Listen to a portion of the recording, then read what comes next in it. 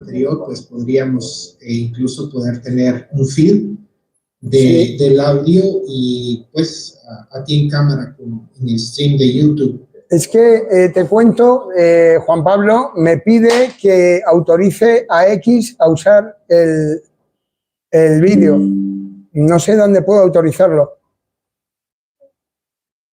Estamos en directo. Vale, hola. Hello. Bueno, pero vamos a hablarlo. Lo hacemos contigo en audio y lo emitimos en YouTube. Búscate en Google, a ver cómo se... Esto es Google. No, Google, eso es Twitter. No, vale, estamos en Google. Ahora ha desaparecido, ¿eh? Mira esto.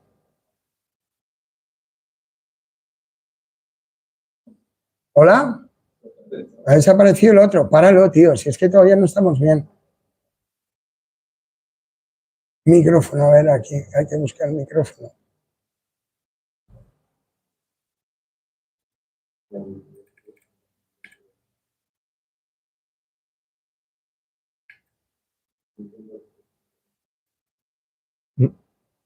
A ver, ¿hay aplicaciones?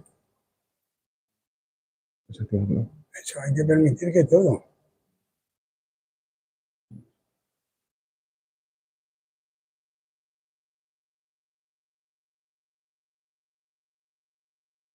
No, todo el Windows 10 también, dale. Abajo, abajo, abajo. Windows 10, ¿dónde estabas? Abajo. ¿Dónde? Arriba, a mitad. Un poco más arriba, el siguiente. Este.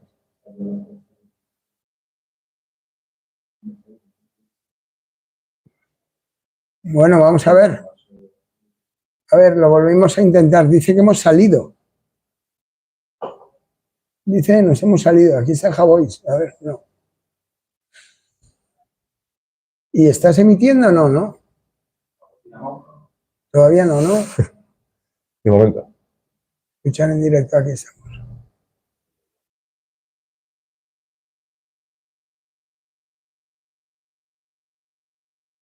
Así. Ahora. Micrófono. Hola. Hola Jorge, bienvenido. Ahora sí parece que te está funcionando bien. Sí, lo que no tengo es la cámara, pero bueno, al menos funciona, soy coanfitrión, ¿no? Sí, estás como coanfitrión ahora y obviamente ya estamos escuchándonos y no sé, a veces Spaces tiene problemas para aceptar las invitaciones. Vale, pues no pasa nada. Dime.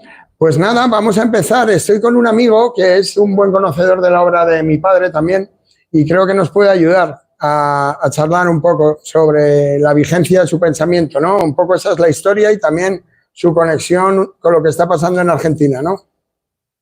Exactamente. Esa es contextualizado a la coyuntura mundial que está generando este suceso que es el primer presidente electo que es de un corte notoriamente liberal o libertario. Así que, Jorge, ¿por qué no te introduces tú un poquito a la audiencia de Guatemala? Porque algunas personas todavía no tienen todo conocimiento de quién fue tu padre. Pero me introduzco yo o mi padre. Te introduces tú y tu padre. Vale, lo digo en broma. Pero, ¿y hay gente? ¿Cuánta gente somos ahora? Solo por curiosidad. Ahorita solamente somos pocos, somos 1, 2, 4, 5 y comienzan a popularse lentamente. Vale. Así que igual, si en estos minutos no te preocupes mucho. Vale, pues mira, yo soy un poco el continuador de la gran obra del pensador Antonio Escotado. El continuador me refiero a quien se encarga de ponerla en la tierra en distintos formatos y formatos actualizados. Mi padre hizo lo más difícil, que es la obra. Entonces yo me encargo a difundirla. La obra de mi padre es inabarcable casi. Son más de 20 títulos sobre las más diversas materias y sobre todo destacando pues en filosofía, porque él era jurista, pero también era un destacado filósofo. Luego en ciencias sociales, en sociología, hizo la historia general de las drogas, que es un libro insuperado hasta la fecha a nivel internacional por lo prolijo de la investigación, que son casi 4 tomos. Y luego Los enemigos del comercio es su otra trilogía, que también es la obra con más éxito actualmente. pero en total son 20 temas. Bueno, mi padre es muy profundo. Yo aconsejo a la gente que si quiere saber quién es Antonio Escotado, no se base en mi descripción, sino que se lea el artículo de Wikipedia, que está en muchos idiomas y ahí te haces una idea de su pensamiento. Vamos a tratar, voy a poner el artículo de Wikipedia ahora mismo. Ponlo, porque además me consta que mi padre intervino en él, o sea, que tiene su aquiescencia. No es alguien que lo ha escrito así por así. ¿Tú lo has leído? Sí, sobre todo lo que alucina de Escotado al final es que es un sabio en el propio sentido de la palabra y el cómo era capaz de mezclar tantos conocimientos de diferentes ramas, como bien ha dicho Jorge, de sociología, del derecho, de la política, a la historia y cómo pues al final te da una descripción muy objetiva de lo que sucedía. Un auténtico sabio que sobre todo predicaba también con el ejemplo, porque Sí. como bien sabe Jorge, al final todo lo que él a nivel teórico que mira que sabía, lo aplicaba siempre a la práctica y... Ahí hay una frase suya muy mítica, que seguro que hay gente que la quiere apuntar. Él decía, hijo, yo digo lo que hago y hago lo que digo. Así es. ¿Qué te parece, Juan Pablo? Es parresía pura. ¿Recuerdas que Parresía. El primer space que hicimos era justamente porque yo había descubierto, había conocido ya de un tiempo atrás el término parresía y lo discutimos un día y te dije, mira, eso puede muy bien definir la vida de tu padre. Tu padre no se preocupaba por sus sesgos, no se preocupaba por sus creencias, él se preocupaba por saber.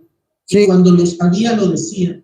Sí, no, y sobre todo, como todo genio, no se preocupaba de vender. O sea, tú no le puedes decir a Van Gogh que sea un gran vendedor de cuadros. O sea, lo que es difícil es hacer los cuadros de Van Gogh, ¿no? Luego tiene que venir alguien y venderlos.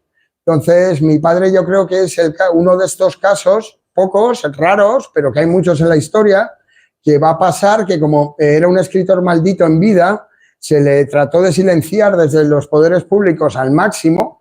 Cuando yo empecé con las redes sociales empezó a difundirse otra vez y ahora con su fallecimiento pues es posible, todavía no lo puedo garantizar, pero es posible que asistamos al fenómeno de una persona que es más importante y más trascendente para la sociedad fallecida que en vida.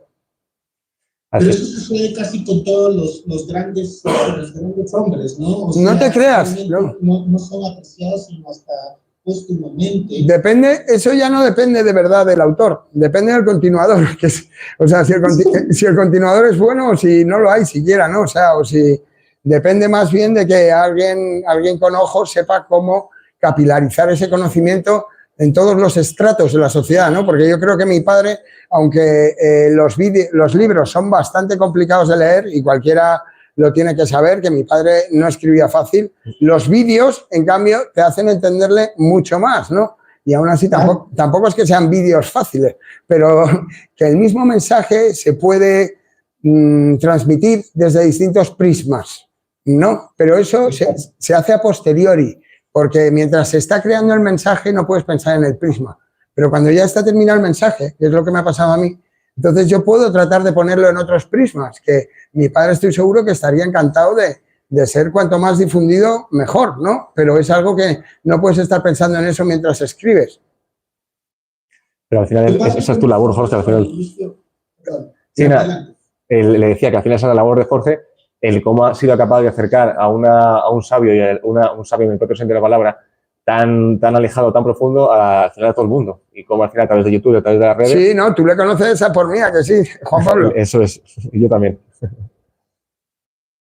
Tu papá fue muy famoso al principio, sí, cuando escollaba en sus años de militancia izquierdista, y después fue cancelado por muchos años. Y en algún momento tu padre dice, gracias a las redes, y a ti obviamente, sí, porque eras tú quien lo pusiste en línea, sí, gracias a las redes yo volví a existir. Totalmente. ¿Puedes hablar sobre eso? Sí, no, totalmente. Mira, cuando yo empecé con él, no hay nada más significativo que decir que este libro, que es su ¿cómo lo llaman? Opus, ¿cómo? Su obra magna. Su obra magna, Los enemigos del comercio, el tomo 1, el tomo 2 y el tomo 3. Cuando yo empecé con él en 2017, Justo los había terminado, el tercero, pero la primera, el número 1, que es el importante, es por el que empieza todo el mundo, iba por la segunda edición. Wow. ¿Y sabes cuántas tiene ahora, Juan Pablo? ¿Cómo? Más de 9. Va por la 19. Wow. Ok. Es el libro de ensayo de largo más leído y más así, es un éxito editorial total para Espasa, porque mi padre es un long seller, no es un bestseller. No hay que confundir el bestseller que brilla mucho como una bombilla que se va a apagar, ¿no? Es mucho más importante ser aquí como una hormiguita y todos los años vender. ¿Por qué? Porque tus libros se convierten en clásicos, son canónicos. A mi padre se le estudia en la universidad, se le estudia en muchos sitios. Y bueno, si yo puedo, voy a intentar introducirlo en las escuelas, porque fíjate, Juan Pablo, te sorprenderá, se ha puesto conmigo en contacto varios profesores que están haciendo cosas con gente de secundaria y de infancia. Por ejemplo, la diferencia entre juicio y prejuicio, entre legislación y derecho, entre agua del grifo y agua bendita. Todas estas cosas mi padre las explicaba con meridiana claridad. Y esto también sería muy, muy bueno que el conocimiento de Escotado arraigase en las juventudes todavía que se están haciendo. Y llevar a otros países también. Llevar a otros países que también es bueno, fundamentalmente traducirlo. O sea, si yo estoy aquí, si yo me voy a dejar la vida en algo, va a ser en eso, Juan Pablo. En traducirlo, que es un escándalo que no esté en...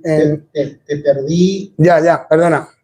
Que es un escándalo que mi padre no esté en inglés, que no esté en alemán, que no esté en una serie de idiomas, donde, por ejemplo, pues tenemos otros autores que vamos, con mucha menos obra sí que están, ¿no? Uno de los trabajos más importantes que tengo que hacer es conseguir traducirle. Y para ¿Por qué no está? Pues principalmente por desidia de las editoriales, eso es lo primero. Lo segundo, por censura sostenida, porque mi padre ha hecho el libro de las drogas, por ejemplo, en Estados Unidos no se veía igual hace 20 años que ahora. ¿Vale? El libro de las drogas ahora mi padre podría ser un éxito editorial ahí, pero claro, no es fácil de traducir y aparte es muy largo. Eso supone que es bastante caro de traducir. Pero para eso está la emboscadura, para eso estáis también los emboscados. O sea, somos más de 200.000 en el canal de YouTube, aunque pongamos medio céntimo cada uno, tenemos 100.000 pavos. Y yo sé que la gente que le gusta Escotado, le gusta transmitir el conocimiento de Escotado, no es algo egoísta, ¿no? Tú también me imagino que estás haciendo esta charla en parte para expandir el conocimiento y sentirte mejor por las noches. No, Juan Pablo.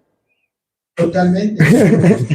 Desde hace tiempo incluso te he dicho, a ver, yo traduzco, yo soy traductor, pero obviamente tú que sea alguien del calibre intelectual de tu padre, y eso pero ¿por qué es un escándalo, Jorge? ¿Qué está pasando? ¿Por qué las editoriales se niegan a traducirlo? Bueno, pues porque tampoco se ha gestionado bien. Es algo difícil, ¿eh? No, yo ahora estoy intentando hacer mis propias pesquisas, pero esto lo deben hacer las editoriales. Esto es un trabajo puramente editorial, pero mi padre también era celoso a ser traducido en vida porque él era traductor, acuérdate. Y entonces cualquier traducción la iba a revisar milimétricamente. Pero igual que se lee Marx en húngaro, no es lo mismo que leerlo en inglés, en alemán, estoy seguro, y tampoco leer a Shakespeare en inglés es lo mismo que leerlo en francés, pero lo hay, ¿no? Entonces, la cosa también es que podría haber algún tipo de iniciativa, ¿no? De que Escotado es patrimonio nacional. Se le va a poner una estatua, si Dios quiere, dentro de poco. En Ciudad Universitaria, además. En Ciudad Universitaria. Y claro, a lo mejor se podría obtener una subvención, aunque mi padre era muy contrario a estas cosas. No sé, ya veremos, pero hay que conseguirlo. Es una labor, pues nada, yo estoy esperando las llamadas de las editoriales, pero si no vienen habrá que ir a buscarlas. ¿Me entiendes? Sí. Recientemente hiciste tu viaje a Uruguay. Sí. Cuéntanos algo. Bueno, eso es personal. Si esto va sobre Escotado, no deberíamos hablar mucho, pero la otra empresa de manejo que es Memoralia, de biografías. Perdón. ¿Agua? Perdón. He abierto mi primera sucursal allí, a ver qué tal, ya han salido algunos primeros pedidos. Tengo un socio muy interesante. Y lo bueno, relacionado con Escotado, es que ya que estaba en Uruguay, yo conozco, vamos, me he carteado, me he escrito con Alberto Venegas Lynch. ¿Sí? El padre, como le llaman ahora. El hijo está en el gabinete de Milei, Berti. Y entonces, al final no pude reunirme con el padre, que es lo que me hubiera gustado, porque él justo estaba ahí en la conferencia de Milei y tal, y participó y tal. En cambio, pude mandarle al hijo 2 trilogías de los enemigos del comercio. Una para él y otra para Milei. Y con una dedicatoria personal cada una. Y la verdad que yo creo que este libro le va a venir a Milei de maravilla, porque vamos, muchos de los argumentos que él utiliza, por ejemplo, cuando habla de la botella de vino, cuando habla de la botella de agua en el desierto, todo eso parece que ha leído Los enemigos del comercio, porque es que mi padre da muchos ejemplos parecidos y le va a dar, también habla de la ley Peel, mi padre le dedica a la ley Peel un buen tiempo, ¿no? Y le va a venir de maravilla, estoy seguro que este libro es necesario.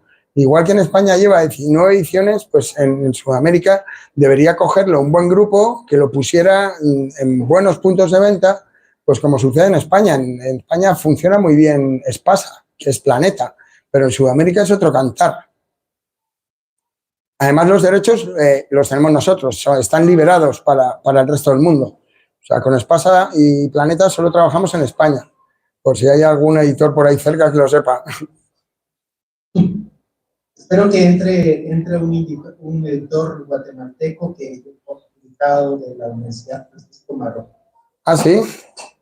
Son muy simpáticos en esa universidad con nosotros. Les damos un saludo. Sí. Y te hace un homenaje en bueno, el año, esto ¿no? igual queda grabado, así que yo me voy a encargar de que la producción les llegue. Jorge. Aunque aquí se nos explicó en su momento que preguntas. Pues, es una editorial como tal, pero todavía no está al nivel en el que hace producciones y tirajes largos y todo eso. No, pero sí, pero se puede, la obra se puede adaptar. O sea, para eso también estoy yo. Yo puedo cortarla, puedo hacerla, o sea, sin mutilarla, la puedo adaptar. Eso a cualquier tipo. O sea, Los enemigos del comercio, así, 3 tochos de 600 páginas, entiendo que es un poquito complicado, pero se puede hacer en 9, se puede hacer en 12. Vamos a ver qué tal funciona, si es que va a funcionar bien, porque Escotado no tiene por qué ser un fenómeno español, yo creo, porque habla de todo el mundo, de España de hecho es de lo que menos habla, ¿no te parece? Los del instituto, los buenistas, los de Gustavo Bueno le acusan de esto, de que tiene una deuda con España. ¿Verdad? Es un ciudadano para el mundo, es un genio para el mundo. Exacto, él estudió otras culturas mucho más a fondo de la suya, desde luego. Y nada, se han cumplido 2 años el otro día de su fallecimiento, no sé si lo viste. Bueno, la verdad que coincide con la salida de su libro más prohibido, más polémico. El diario de un opiófilo ya está en las calles aquí en Madrid y nada, a ver qué tal se da estas Navidades. Era una idea suya personal que fuera póstumo, porque es muy escandaloso, ya lo advierto, pero bueno, está lleno de... 30 años, ¿no? Anotando... 30 años, desde el 90 al 2020. Oh. Y bueno, hay años que no hay casi anotaciones, pero hay otros en que hay 20 anotaciones, 30. No miraba atrás cuando escribía, una cosa insólita en mi padre, que era le gustaba mucho corregirse. Aquí no miraba lo que había escrito. Y bueno, hay cosas maravillosas. Es una prosa fina, no, es lo siguiente. Lo que pasa que, bueno, también el libro lo que va narrando es un poco sin que suene mal, su decrepitud. En la medida en que nos vamos haciendo viejos, ¿no? Él ya, hay un escrito que debe tener mi padre como 68 años, que pone, se acerca, no pone nada más, con 68 años. Y claro, que los que le conocemos sabemos que se estaba refiriendo a la muerte. Le quedaban todavía 12 años para fallecer, ¿eh?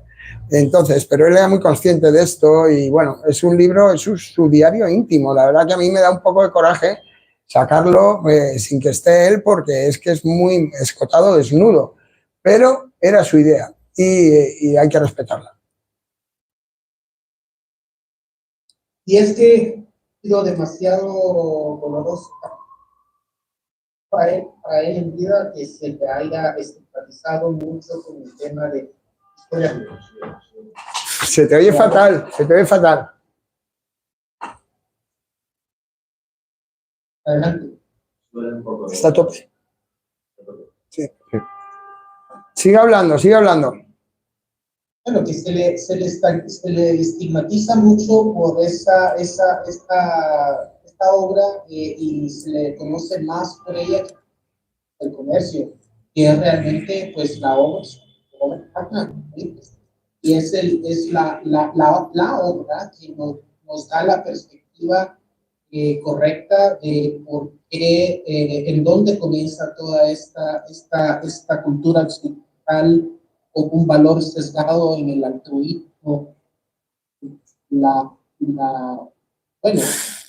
con un valor incorrecto que demoniza al comercio y al lucro, el turismo. Se oye un poco mal, te lo digo, Juan Pablo. Y si hay preguntas por ahí por YouTube, a lo mejor hacemos una. Vamos a parar para que cojas buena internet. A ver, dime. A ver, me preguntan, te voy a decir dos, ¿vale? Por un lado, ¿qué pensarías, Jota, del papel de las religiones en los conflictos bélicos actuales? Y por otro me dice que si podemos hablar un poco más de la obra que se va a publicar, que en realidad ya se ha publicado, Confesiones de un opiófilo, ¿qué van a encontrar ahí?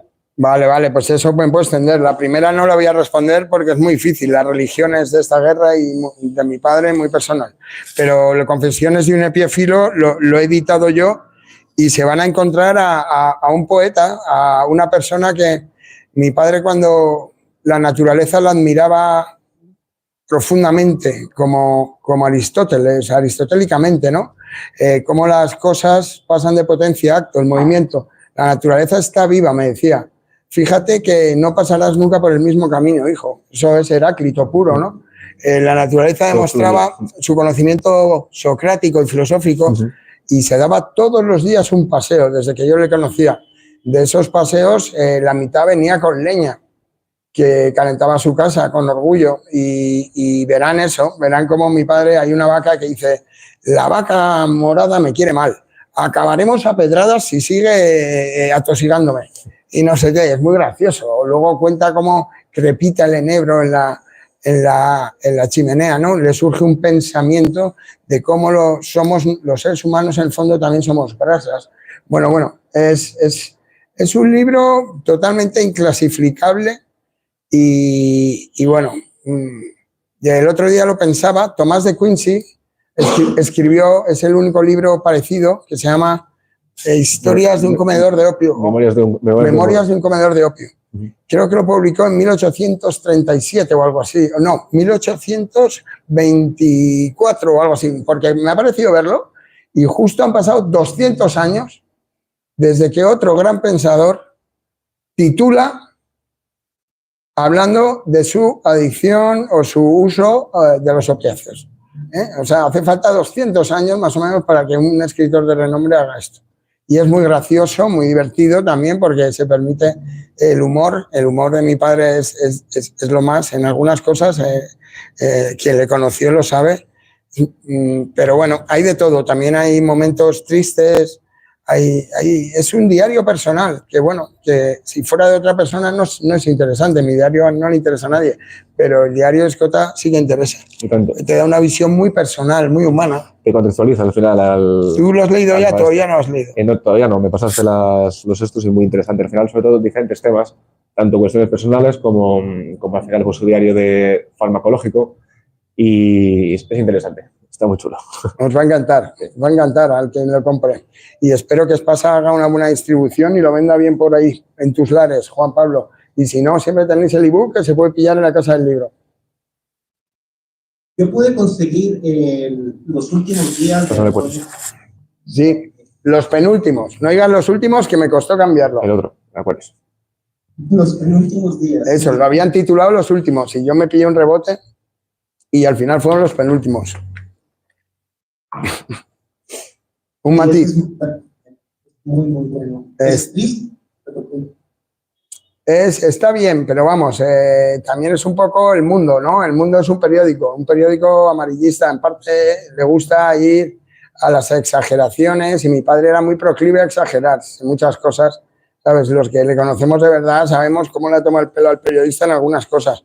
Pero bueno, queda bien, pero es mi padre, a mí no me parece el auténtico que aparece ahí, o sea, es mi padre sobrado.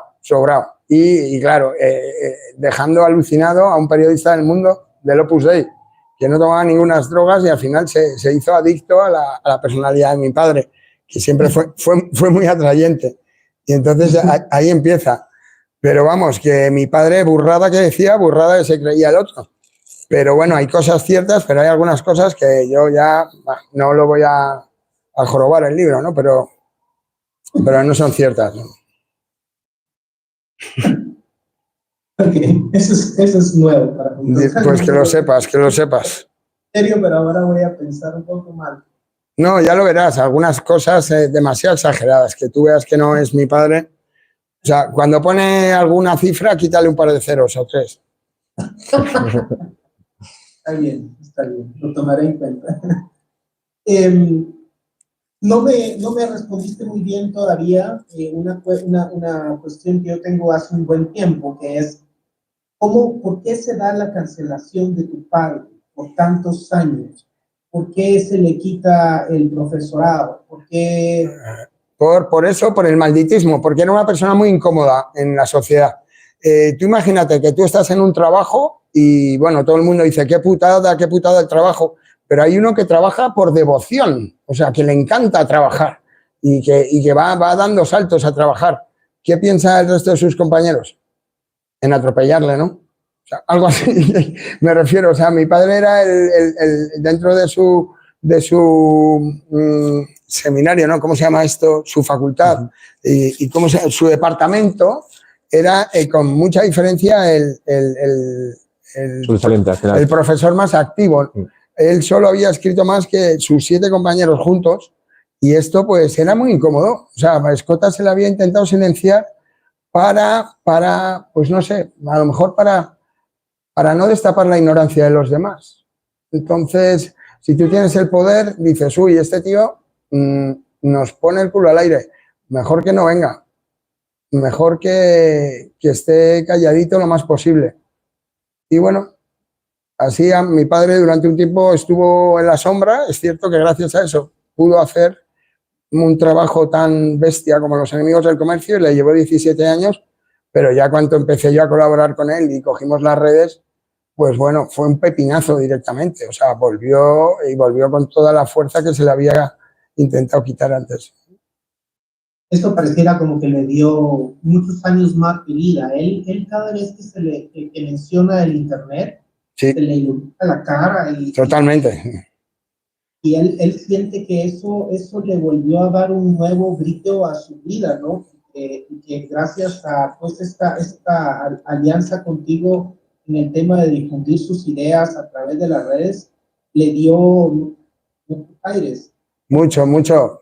Estuvo muy feliz y yo eso es de lo que más contento estoy, porque además murió bien, murió rico, por así decirlo. O sea, sus libros se empezaron a vender muchísimo y eso es lo que más satisfacción puede darme a mí y a mis hermanos, ¿no? Que tuvo un final dentro de lo que cabe, como él quiso, a lo grande. Tenía toda en una casa rural que le cuidaban de maravilla. La gente iba a verle ahí a Ibiza en plan peregrinaje casi, y él nadaba en la, como diría él, entre la autocomplacencia y el yo, que eso a él no le gustaba nada, ¿no? Pero bueno, ¿quién en el fondo no agradece que los demás reconozcan tu trabajo, ¿no? Y mi padre se murió con esa tranquilidad y esa felicidad que irradiaban sus ojos, yo creo que en parte porque se sabía ya inmortal. se sabía inmortal. Que sea en parte gracias a la relación conmigo, no te lo niego, pero también él ya de por sí, ¿sabes? Solo con los vídeos que yo hice, yo ya creo que ya habría sido posiblemente inmortal, pero vamos, lo que advierto es que todavía a mí me quedan 20 años de trabajo para intentar aumentar esa inmortalidad necesaria de los grandes, ¿no? Porque mi padre realmente, yo no conozco a nadie que trabajara, estudiara por gusto, como él. O sea, no sabía hacer otra cosa, más que estudiar. El amor al estudio, que decía, pues, al final por vocación, como forma de realizar al ser humano. Cuanto más sé, menos miedo me da la muerte. Eso es. Voz tempestiva. Sí, la voz tempestiva es cuando te llega a tiempo. 80 años es una buena edad, yo creo, para despedirse. Y la verdad que los últimos años él me reconoció que fueron los mejores, aunque no me lo creo, pero en parte sí, seguro. Aunque su cuerpo ya cada vez respondía peor y tenía más achaques, eso también le molestaba muchísimo. Pero en cuanto a eso, a sentirse orgulloso de lo que había hecho. Y también me decía, yo siempre digo, la última lección de Escotado se la guardó para el final, y era la manera de morir. La manera de morir. Y la frase que yo creo que lo define es: tengo la sensación de haber cumplido y me gustaría descansar, si es posible, eternamente. Entonces, cuando tú ya si llegas a sentir eso, realmente la muerte no es un impedimento para nada. O sea, es tu merecido descanso. Pero es que, claro, esa es la lección que nos ha dado, que morir tranquilo. Joder, morir tranquilo, me cago en la puta. Al final, en el fondo va a ser la cosa más... ¿Quién va a morir tranquilo? ¿Tú vas a morir tranquilo, Juan Pablo? ¿O no? No sabemos. Seguramente muramos entubados en un hospital ahí, torturados por las sotanas blancas, como diría él. Eso de morir de viejo ahora se lleva poco. En la cama. No. Un cáncer, un no sé qué. O sea, es que las muertes son muy trágicas. O sea, la gente se está muriendo años. Mi padre se murió en 7 horas. Qué pasada. Joder. Qué elegancia. ¿No? Tengo una pregunta que nos llega por los comentarios. Dice, ¿cuáles son las ideas de Escotado que incomodan a los normies? Los normies es un término anglo, es un americanismo que se usa un poco en Latinoamérica, en referencia pues al hombre promedio que no tiene mucha educación cívica o filosófica o que simplemente va con la corriente o lo que es popular o lo que sea. O sea, el layman, como lo diría un anglosajón. ¿Qué es la idea que más incomoda a ese novio? Políticamente correcto. Es que... sí, pues en general, como hemos dicho antes, es un autor completamente políticamente incorrecto. Claro. Sus ideas, sobre todo, sobre el cambiar de opinión también, yo creo que eso le hizo muy odiado también en la última parte de su época, que él siempre había sido marxista, siempre había defendido esas ideas, y cuando empezó a leer a Karl Menger, fue cuando estuve en el Trópico. Sí, bueno, ya en la realidad le desmintió. O sea, es que mucha gente que luego se ha hecho liberal empezó siendo roja, ¿no? Y parece que es una tragedia que alguien se muera pensándolo en la vejez, lo mismo que pensaba en la juventud. O sea, significa que tu cerebro no ha sufrido ninguna transformación. Joder, qué pena, ¿no? Eso es lo que él decía. Y eso molesta a la gente, a esta generación que nos has contado, no sé qué nombre es. Una figura al final el típico que cambia de opinión. Sí. Una figura tan destacada como era en la izquierda, pues que de repente cambias de opinión y, bueno, no fue grato. No, le defraudó a mucha gente que le tomaban ahí porque había hecho el libro de las drogas como una antiglobalización, izquierdoso, que bueno, lo fue durante un tiempo, pero luego fue cambiando y disfrutando de hacerlo. Pero a la gente de la idea fija, que son siempre iguales, ¿no? Pues esto molesta mucho. Y luego también iba a los temas más espinosos, donde más tinieblas había, él trataba de poner un foco, y en la España de los años 80, sin duda, ese tema era la heroína. y las drogas. Mi padre hizo ahí esta obra, que es una referencia 30 años después, y esto molesta a mucha gente del pensamiento único. Y luego lo último que hizo pues, fue lo del comunismo, que también ha molestado a mucha gente, pues porque ha puesto patas arriba el Capital de Marx, se lo ha leído entero y lo ha analizado. Uy, suena muy mal.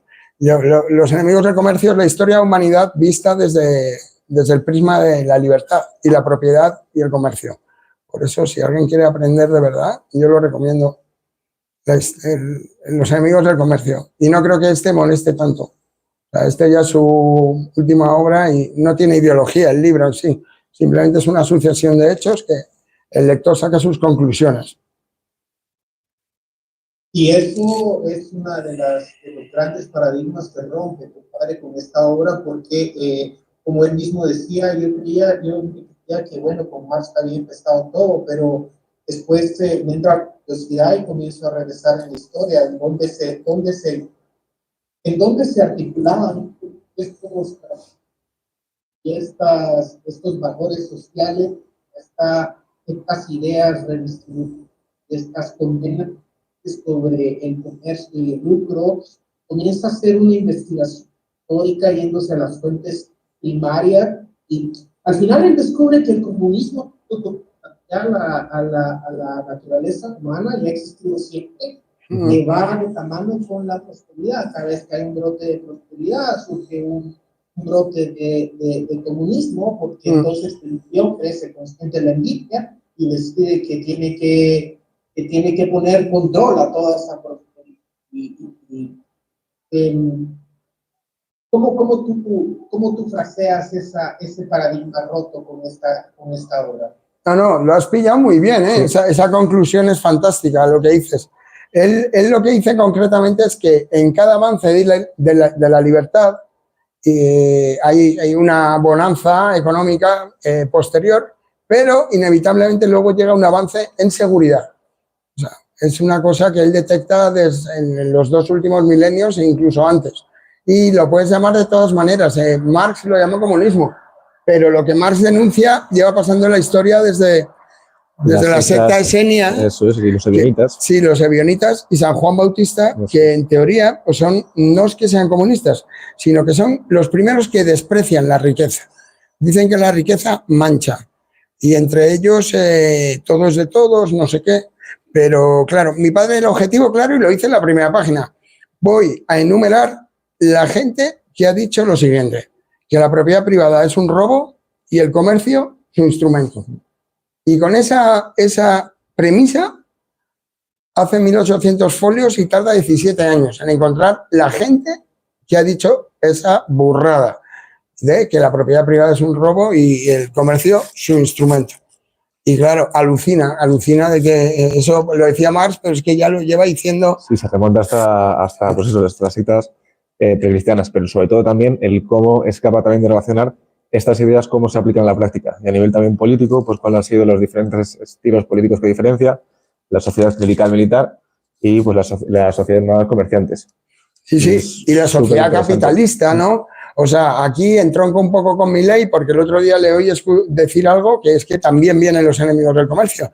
Y es que durante, pues, 18 milenios o así, la sociedad ha vivido con $1 al día, ¿vale? Ese era el estado natural de la población, como mucho, o sea, la pobreza. Esto de la pobreza, esta bonanza que vivimos se debe gracias al capitalismo. Y esto lo demuestra mi padre también perfectamente en el libro. Lo pone al colectivismo. Habla del socialismo y hace una distinción fundamental, el socialismo reformista y el socialismo mesiánico, ¿no? Y el socialismo reformista es una maravilla, o sea, hay cosas muy buenas. Mi padre ahí es que no tiene ideología el libro. ¿Y cómo también pone el foco entre la diferencia entre la realidad y lo onírico? Sí, la utopía y la utopía. Eso es, ¿cómo? Los defensores al final de la utopía, del debería ser de esta manera, y no al final de los pragmáticos de realidad del SES.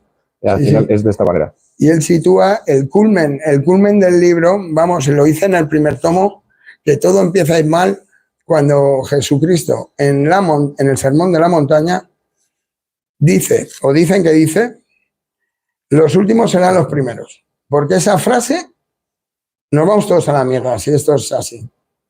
Pero como en los últimos serán los primeros. Entonces, ¿para qué luchamos? ¿Tú? ¿Tú qué? Así es. Y dice, y tendrás en el reino de los cielos lo que no tienes en la tierra. Eso él lo cita, ¿no? Y te hace reflexionar mucho. El tema este de los últimos eran los primeros, esto es el brote del comunismo, siempre es así, acuérdate, que dicen que todos vamos a ganar lo mismo, todos tal, y al final tratan de hablar de crear el paraíso en la tierra y Escota demuestra que es lo más parecido al infierno que se conoce. En todas las veces, sobre todo en la Revolución Rusa, que es un estudio brutal el que hace de la Revolución Rusa. A ver, porque... Perdón. Y Hugo, Sí, quería darle alguna pregunta directa, ¿te parece? perdón, se cortó un poquito. No escuché. Te digo. Adelante, Su Excelencia. Muchas gracias. No, pues yo solo quisiera empezar un poquito la discusión. Hay una opinión que precisamente es de Antonio sobre el comunismo y me parece muy interesante porque dice es fobia a la riqueza, fobia al autosuficiente, al dichoso. Hay como un rebote de los que no han conseguido llegar a la madurez y están todavía de alguna manera unidos al cordón umbilical. Pero ese cordón se va pudriendo porque se ha muerto la madre. Esta rabia. Yo creo que detrás del comunismo, después de tanto investigar, porque han sido más de 20 años investigando qué es el comunismo, hay un feeling más que otra cosa. No es una doctrina, no es un conjunto de criterios articulados, es como un ruido, como una interjección, como un grito de protesta que luego se disfraza de quiero a todos. El comunismo es un movimiento del alma muy próximo a la desesperación que se trasviste. Así es como lo he visto yo en cada una de sus manifestaciones históricas después de pesquisar muy en detalle. Esta es una opinión que dio precisamente Antonio en una entrevista con Juan Ramón Rayo y la verdad es que me parece muy interesante porque la verdad es que todos hemos visto cómo las personas que profesan esta ideología, que es más como una religión, tienen mucho resentimiento. Y me pareció muy interesante porque es exactamente como lo dice, como lo dijo Antonio, es un más que otra cosa. No tiene una doctrina, no tiene realmente una base, sino que al final de cuentas vemos cómo toman ese resentimiento y se basan en ese resentimiento y ese, para déjame prácticamente utilizarlo como un fanatismo. Me ha venido a la mente una analogía que es muy escotadiana. O sea, podríamos decir que ese resentimiento del que hablas es la gente que no habría mordido la manzana, ¿no? O sea, mi padre hablaba de bendita serpiente, siempre. O sea, ¿qué queremos? ¿Vivir en un zoológico ahí en pelotas todos o ganarnos la vida con el sudor de nuestra frente? Eso depende de comerte la manzana, ¿sí o no? ¿Nos entendemos? Sí. Pues este resentimiento un poco sería de la gente que no quiere, no le gusta haber comido la manzana y los que estamos felices de que se haya comido la manzana porque así te puedes ganar el trabajo con el sudor de tu frente y no perteneces a un lugar, a ese paraíso extraño donde nada cuesta nada y todo Dios proveerá, que es un poco demasiado fantasioso para el mundo tan real en el que vivimos. Nada más. ¿Qué te parece la analogía? Muy buena. Me gustó esa parte de bendita la manzana. Bendita manzana. Muy buena. La serpiente. Bendita serpiente, sí, sí. Eso me lo decía Escota de alguna manera. Bueno, ¿hay alguna preguntilla más o qué, chicos? Sí, hay más preguntas. Dime tú una. A ver, mira, me preguntan a qué tenía miedo Escota. Y por otro lado, yo te añado, me gustaría preguntaros, ¿cuál creéis que es la clave para que haya ganado Milei? Buah. Miedo, mi padre, pues la verdad que no sé, era una persona muy valiente. Miedo nunca le vi medroso. No, miedo así a no sé. No se me ocurre nada. Eso no se me ocurre nada. No era una persona que tuviera tuviera miedos. Y lo de Milei, pues parece que ha habido un cambio cultural en la hegemonía cultural. Parece que al final las ideas liberales empiezan a surtir un poco más de efecto y, joder, presidente. Ojalá que nazca un Milei europeo, por Dios. Sí. Pero un Milei así, con formas más europeas, ¿no? También. Bueno, que sea. Milei le pierde las formas, pero vamos, el tío está estudiado como hacía mucho que no llegaba a la política, un tío que había leído tanto. Y eso da gusto, ¿no? O sea, cuando empieza a citar libros de la escuela austríaca, de Rothbard, de Hayek, de von Mises, David Ricardo, yo me he puesto discursos suyos y disfruto, aprendo economía, porque tiene una parte muy académica y me gusta mucho. Y a ver si pronto lee el libro con Milei. A ver si pronto se lee el libro. No entiendo. Bueno, que eso, que ¿por qué ha ganado Milei? Pues que Argentina está desesperada, que sí, que está fatal. Y hay gente que sigue votando lo mismo. Sí, pero han ganado los... ¿Pero por qué ahora? No. Han llegado al límite porque están a punto de una superinflación, que eso ya es que el 80% del país pobre. Esto no puede ser. Pero también la incursión también de Milei en los programas de televisión y demás, empezaba a meter en el debate este tipo de ideas, que antes no se daba ese tipo de batalla. Yo creo que eso ha sido importantísimo para que a día de hoy. No, ojalá que tomemos ejemplo aquí en Europa un poco. Pero bueno, a mí no me parece... Sí, yo preguntaba más que qué es lo que distingue a Milei de otros candidatos para que llevara la presidencia. Pero bueno, también me gustaría preguntaros qué cambiaríais de Milei. Pues sus formas, un poco, aunque es muy característico también, ¿no? No se puede decir. Política. No sé, no me atrevo a decirlo. No tengo ni idea. Yo no... Vamos a ver qué cosas puede hacer él, que creemos que tiene las manos muy atadas, porque ha ganado, pero no tiene gobernadores, no tiene casi senadores. Es lo que siempre, al final veremos las promesas al final que quedan. A ver en qué queda. A ver en qué quedan. Hay esperanza. Es un voto de aire fresco, es aire fresco, desde luego. Vale, me pregunta Abraham Muñoz que si vamos a reeditar de Crisis a Puerto. Pues sí. Le decimos a Abraham que sí. Dependemos de un tercero, que es una persona que es así muy conocedora de Escota y del tema, pero le hemos puesto una fecha, que es el 1 de enero. El 1 de enero ya tenemos su prólogo y yo calculo que el libro, como muy tarde, saldrá a lo largo de ese mes. Al 1 de febrero, así. Más o menos. Así que te lo he prometido, Abraham. ¿Y van a salir cosas nuevas de Escota? Muchas. Nuevas que no hayan salido. Sí, yo voy a ir haciendo rescate y acopio. Lo primero que ha salido es esto del diario, ¿no? Pero también ha dejado algunos más manuscritos. Y luego también lo que hay es mucho material disperso. Además se están publicando artículos, rescatas, ¿no? Sí. Yo voy recopilando cosas. Mi padre hizo 50 traducciones también, que les imprime un tono muy personal. Y mi padre, sí, yo creo que sí, que hay explotado para años. Sobre todo que es un mensaje muy rico en muchos temas. No es que solo tenga una afirmación o dos que cada uno podamos aplicar en nuestra vida, ¿no? Sino que antes me habéis preguntado a qué tenía miedo de Escota y me he quedado en blanco. Pues es eso. Muy poca gente, yo creo que se queda en blanco cuando le preguntan a qué tienes miedo. Juan Pablo, ¿me oyes? No, creo que el único miedo que escuché alguna vez a tu padre articular fue cuando estaba en aquella entrevista, no sé si fue con Jesús Quintero, sí, donde le preguntan, me solía preocupar, me solía asustar mucho la muerte, pero ya con el paso del tiempo me estoy consintiendo y ya estoy listo y simplemente cualquier cosa que pueda hacer de ahora en adelante, con lo que ya he hecho me basta y lo que consiga ahora en adelante va a ser mi ganancia. Algo así, estoy parafraseando. Sí, pero tú mismo lo que dices es que ese miedo que tenía ya le había desaparecido. Es que a base de conocimiento... Con el estudio que decías, el estudio... aprender, la curiosidad de aprender constantemente, lo que decía que le quitaba el miedo a la muerte.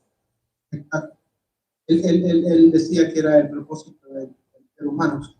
Digo, antes de que empieces tú, vuelve a levantar tu mano, porque Hugo estaba antes que ti, pero no había levantado la mano. Entonces, la oportunidad. Hugo. Adelante, Hugo. Muchas gracias. Buenas, Jorge. Primero de todo, te quería decir que tengo una admiración profunda hacia tu padre.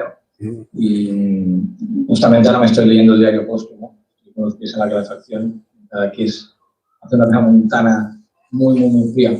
Te quería preguntar, yo cuando leí Los enemigos del comercio, es una pregunta quizás simplona, pero que tengo mucha curiosidad.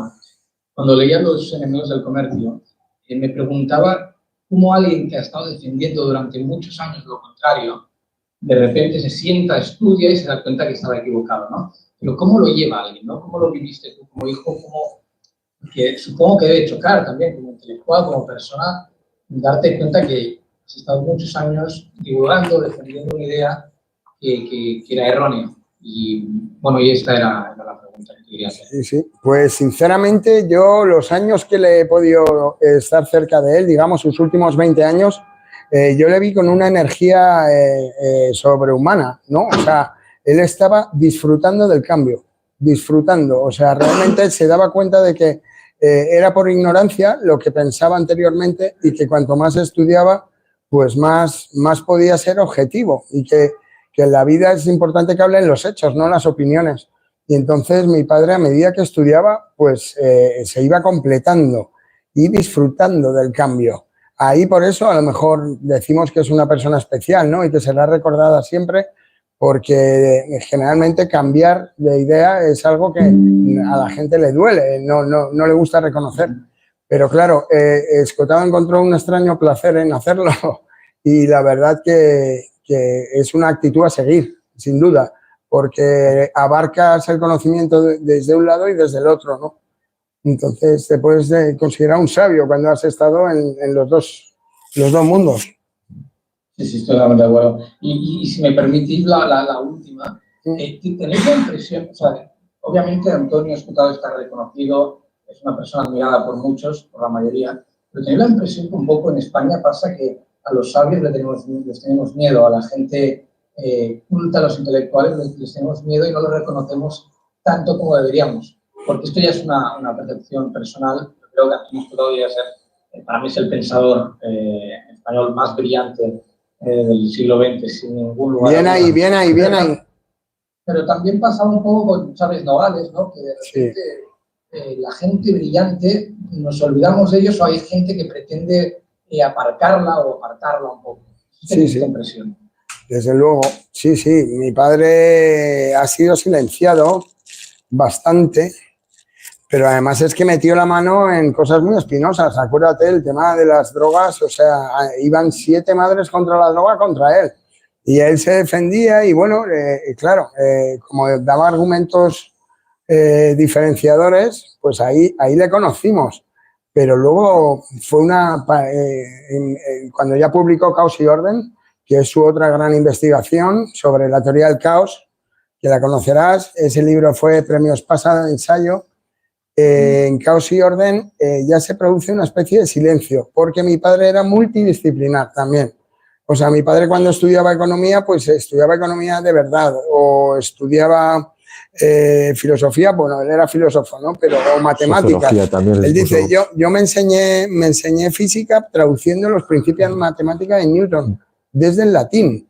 O sea, entonces esto molestaba mucho, ¿no? Cuando mi padre se ponía a discutir con un físico, pues, ¿tú qué crees? Si eres un filósofo, pero claro, ese filósofo no sabe quién es el traductor de los principios de matemática. Entonces, lo normal es que se acusen de intrusismo. Mi padre era multidisciplinar en varios sentidos. O sea, ¿qué podríamos decir? Que ha abarcado la historia, la sociología, la filosofía, la economía, la matemática, el tema del caos, la teoría del caos, el derecho, sí. El ramero de las esposas. La política también, cuando estuvo tratando el tema de vacunas, más de base. Sí. Al final es todo. Ha traducido a Hobbes. Y bueno, sí, ha tocado muchísimas materias. Y él, la última obra que no pudo hacer y que tenía en mente era hablar de la gran polémica que hay hoy, ¿no? Sobre el feminismo y la lucha de sexos o géneros, como se llame ahora. Pues gracias, Jorge, de verdad. Y nada, también os invito, si algún día pasáis por Cadaqués, Cadaqués, wow. Qué bonito, qué bonito, qué bonito. Ahí Dalí pintó unas cosas guays, ¿no? Muy guays. Sí. Una tierra de locos, sabios y, Qué bueno. y gente bonita. Pues venga, ya te tomaremos el guante. Un día nos plantamos en Cadaqués. Gracias. Chao, tío. Bueno, ¿qué hacemos? ¿Descansamos o hay algún interés particular? Juan Pablo. Acabo de publicar el stream donde te pueden ver en audio, así que aquí está ahora en los comentarios. Puedes verlo en Twitter. En lo que estás platicando con nosotros. Twitter. No, a ver, yo esperaba que tuviéramos más participación por parte de la audiencia. Tenemos los que estamos hablando acá. Sí. Tenemos un modo popcorn, que es básicamente el moderador no hace nada más que detectamos cuando la persona ha terminado de hablar y simplemente tomamos el micrófono si queremos hablar. Entonces, hagamos eso, ya que somos pocos. Digo, bienvenido, no has tenido la oportunidad de participar. ¿Tenías alguna pregunta? Sí, buenas tardes a todos. Hola. Es un honor y un privilegio que tengamos estos spaces con personas así, de cultos. Mi pregunta es, ¿cómo el fenómeno Milei pegó tan fuerte con la juventud, que fue una de las causantes también de la popularidad del mismo para también ganar las elecciones? ¿Cómo podemos copiar aquí en esto una cultura, en la batalla cultural contra la izquierda? Porque aquí en Guatemala los jóvenes se han ido mucho para la izquierda, entonces ¿cómo podremos contrarrestar por medio de la MIR para que se vengan a la derecha los jóvenes culturalmente? Esa es mi pregunta. A ver, responde tú. Es una pregunta muy complicada. Al final es un cúmulo de factores.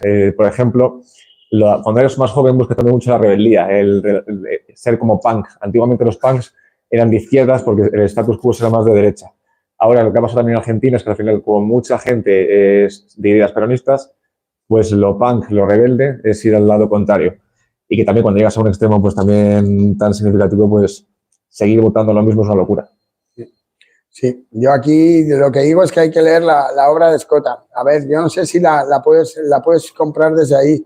Puedes comprar en la emboscadura. Pero vamos, es lo que puedo ofrecer. Aparte que el programa, como va sobre Escota, yo quiero hablar sobre él. Yo no tengo idea política, aunque te agradezco la pregunta, pero es que no vale mi respuesta. O sea, eso no... ¿Me entiendes? ¿No? Es que no... ¿Cómo? ¿Quién se consideraba apolítico? Mi padre decía que la política era el peor puesto que uno podía ejercer en la vida, después de policía. Eso decía él. El mundo progresa cuando los políticos duermen. Y sí, él hablaba muy mal de los políticos siempre, no le gustaba nada. Decía que el mundo progresaba mientras dormían. Y me ibas a hablar. No, que sí había entendido el mensaje. Esa era la única pregunta. Vale, gracias a ti. Yo, pues eso es lo que justamente hacemos acá, porque en nuestra cultura, básicamente lo que hacemos es tener discusiones filosóficas, políticas, coyunturales, analíticas, sobre temas como, bueno, el fenómeno Milei, sobre si estamos bien como estamos o tenemos que refundar la nación y todo, o sea, y es de cara a la sociedad. Yo te diría, en respuesta a tu pregunta, digo que lo más importante es hoy en día hablarse entre el soberano. El soberano de cualquier sistema y de cualquier nación siempre son sus ciudadanos. Eso es algo que siempre perdemos de vista. Y el político entonces termina siendo ser deleznable que todos conocemos. Sí, deberíamos... solo puede estar 4 años un político, por ejemplo. Te cargas toda la corrupción. 4 años como mucho. Y que ganes lo mismo que ganabas antes en algún sitio. O sea, un trabajo demostrable anterior y un sueldo equiparable para que vengan los mejores. O Si ganas 6.000 en tu sector, vienes 4 años a ser ministro de tal. Mejoraríamos muchísimo. Pero es que ha nacido esto que se llama la casta política, que es gente que vive, nace y muere político. Y eso no puede ser. Tiene unas prebendas increíbles, hablan por todos haciendo locuras. Con tal de lo que está pasando en España, estamos hablando de Milei, pero España nos sentimos arrodillados ante lo que nos ha hecho este presidente, ¿no? Sí. Imagino que la imagen no es muy buena la que está votando, no solo con Israel, sino con los catalanes o los vascos, ¿no? Solo te das cuenta de un político que quiere vivir de político, nada más, le da igual, a cualquier precio. Es que esta gente debería estar, mi padre lo decía también, debería haber en el Código Penal un apartado para gente que quisiera perpetuarse en el cargo. Y con eso te cargas mucho. La política es horrible. Mi padre rara vez votaba, pero alguna vez votó. Partidos así como Ciudadanos creo que votó una vez. Pero vamos, que es el precio que pagamos por la democracia. También esa es una frase suya. Pero debería ser algo rotatorio, anónimo y demostrable que eres una persona designada por el pueblo para representarles por tus probadas capacidades en ese cargo que vas a desempeñar. O sea, no puede ser cajero en un día y al día siguiente ser ministro, ¿no? O sea, no, primero demuéstrame que sabes hacer esto, que eres de los mejores y tranquilo, que vas a ganar lo mismo. Y luego vas a volver. Es como un servicio público, como ir a la mili. Te ha tocado, tío, como cuando te toca estar en una mesa electoral, ¿no? Pero esto está en función de tus capacidades. Si eres muy, muy bueno, puedes llegar a ser ministro. Pero, joder, que fuera algo digno, bonito, ¿no? No esto que es horrible. O sea, siempre tienes que votar al menos malo, ¿no? No hay nadie que se identifique de verdad con ningún programa. O sea, la política está totalmente desacreditada. Yo creo que hasta que no llegue gente que nos vuelva a hacer creer en esto. A ver, Milei. Hay un semántico de llamarlo político y deberíamos de empezar a llamarlo partidismo. Donde está todo ese chiquero del que acabas de hablar, es en la política partidista. Padre, a ver,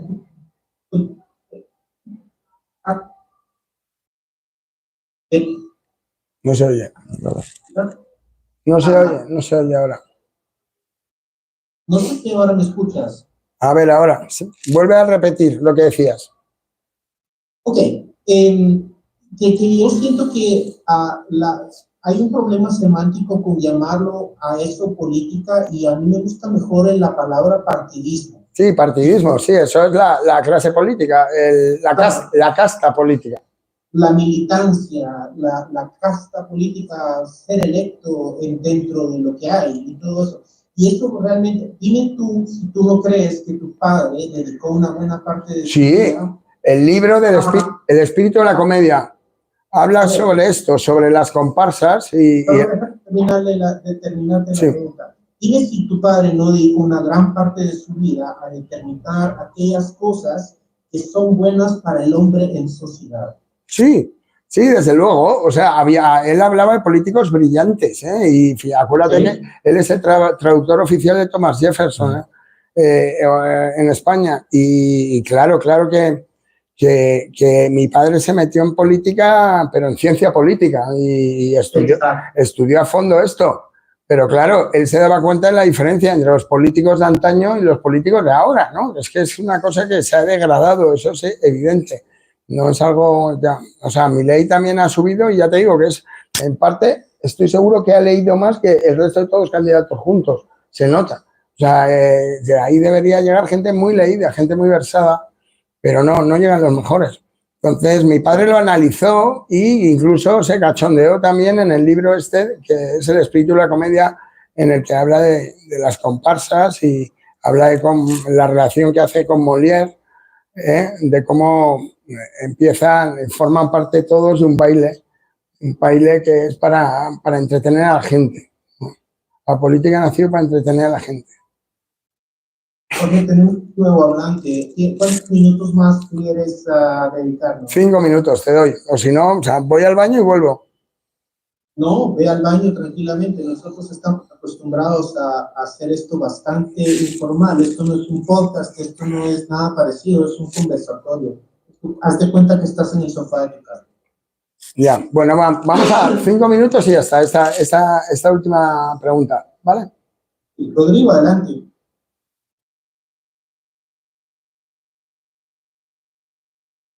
Rodrigo, a la una. Hola, Rodri. Rodrigo. Rodrigo a la una. Rodrigo Chinchilla, ¿nos estás escuchando? Rodrigo, adelante. Okay. Creo que no la vamos a tener. No sé si tienes alguna pregunta de YouTube.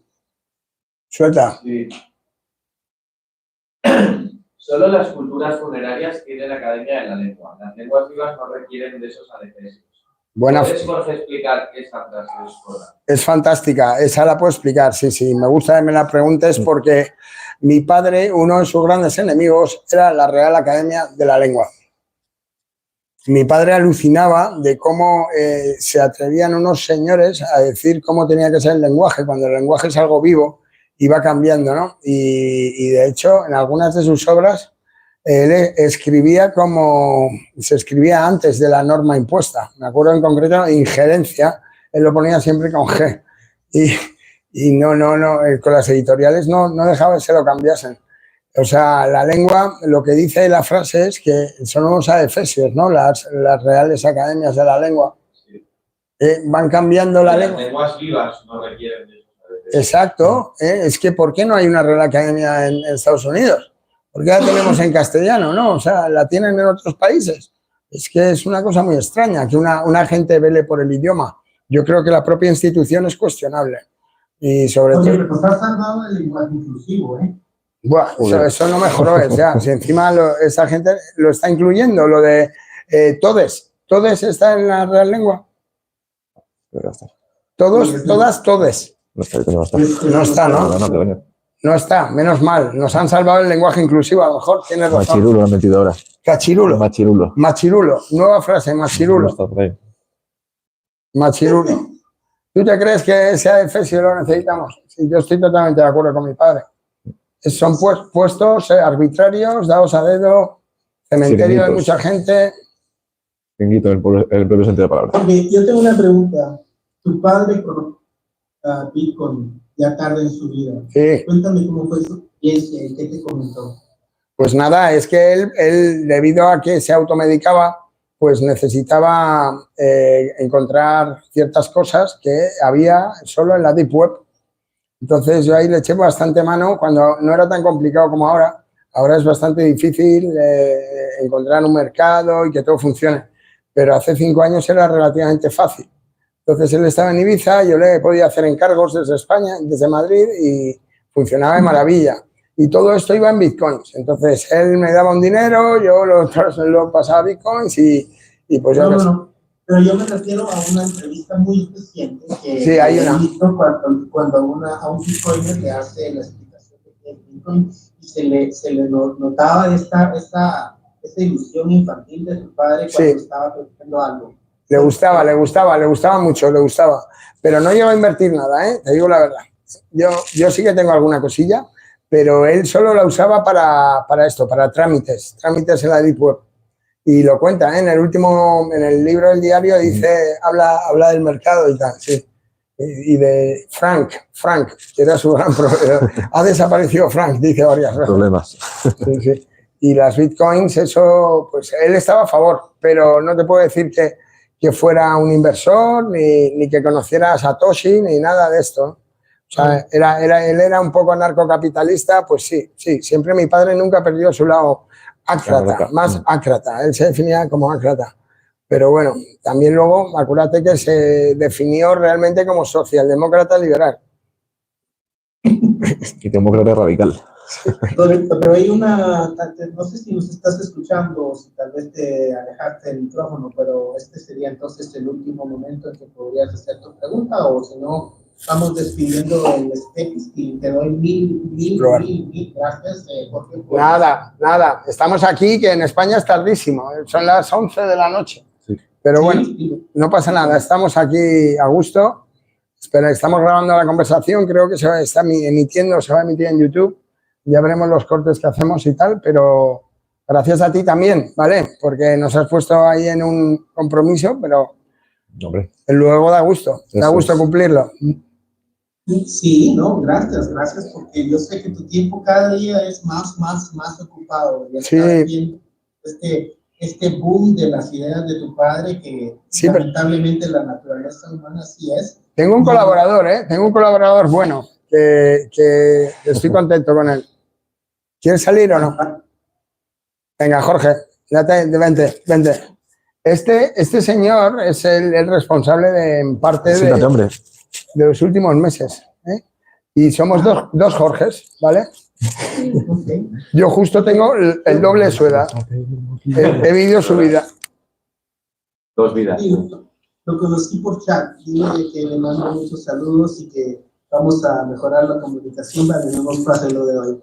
Sí, disculpa por mi parte. Note, esto pasa. Y además con los spaces uno tiene que poner atención a algunas cosas. No es tan intuitivo esto de los spaces, pero las conversaciones que están habiendo en spaces son las más trascendentales del mundo. Así que nosotros los hacemos con mucha frecuencia, Jorge. Que alguna vez te invito por DM es precisamente porque yo creo que hay algo que te interesa a ti. Sí, también. Yo te pediría que te hicieras con el libro, que te puedes hacer, si no, con el ebook seguro. ¿En la casa? ¿El nuevo libro? Sí. Bueno, Cuando te haga el nuevo, el diario de un opiófilo, cuando lo hayas leído, lo comentamos. perfecto. Vamos a hacer una lectura primero acá en Guatemala y lo vamos a terminar. Búscate el enlace, que serán 8 euros o 9, como mucho, en la casa del libro. Lo encuentras seguro. Pones y cuando la gente lo lea y quiere hacer algún comentario, yo se lo explico. ¿Vale? Bueno, vamos a hacer un club de lectura y también. Venga. Invitando, ¿ok? Di que sí, todo lo que sea difundir la obra del viejo, aquí me tenéis, ¿vale? Perfecto, y gracias, Jorge. Venga, voy a depilarme, tío, que tengo unas lianas que flipas. Venga, que es broma, cuídate y que ha sido un placer por nuestra parte. ¿Cómo se corta esto, tío? Y venga, el YouTube también. chao, hasta siempre y adiós youtubers, adiós amigos de YouTube. Que sois tan fieles. Gracias. Nosotros vamos a seguir. Tú sigue. Jorge, puedes quedarte oyendo, puedes